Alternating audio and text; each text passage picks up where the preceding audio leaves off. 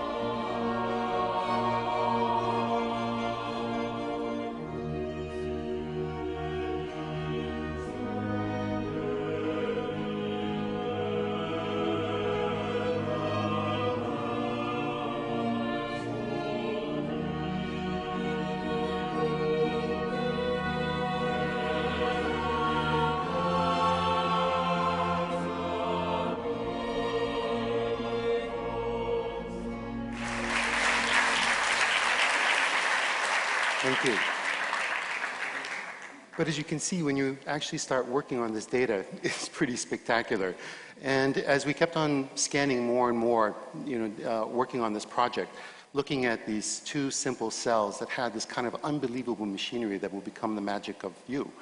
And as we kept on working on this data, looking at small clusters of the body, these little, pieces of tissue that were the trophoblast coming off of the blastocyst, all of a sudden burrowing itself into the side of the uterus, saying, I'm here to stay. All of a sudden having a conversation of communications of the estrogens, the progesterones, saying, I'm here to stay. Plant me. Building this incredible trilinear fetus that becomes within 44 days something that you can recognize, and then at 9 weeks is really like a kind of a little human being. The marvel of this information, how do we actually have this biological mechanism inside our body to actually see this information? I'm going to show you something pretty unique. Here's a human heart at 25. It's just basically 2 strands.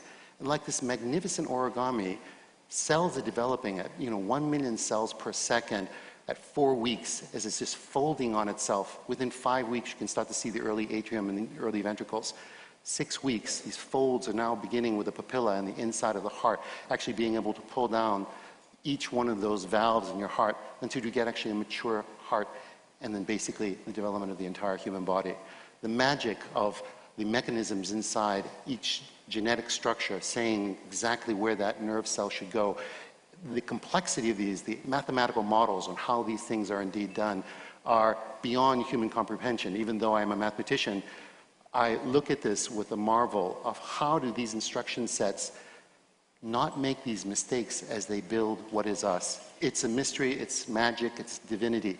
I mean, then when you start to take a look at an adult life, take a look at this little tuft of capillaries. It's just a tiny substructure, microscopic, but basically by the time you're at 9 months and you've given birth, you have almost 60,000 miles of vessels inside your body. I mean, and only 1 mile is visible, 59,999 miles that are basically bringing nutrients and taking waste away. The complexity of building that within a single system is, again, beyond any comprehension of any existing mathematics today.